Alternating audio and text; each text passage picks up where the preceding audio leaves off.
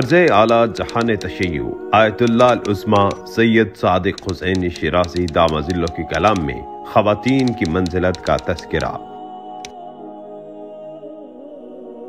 اگر ایک خاتون اپنی قدر و منزلت جان لے اور اس کے بارے میں تحقیق کر لے تو خود اپنے آپ کو، اپنی قوم کو اور دوسری اقوام کو ظالمین سے نجات دے سکتی ہے۔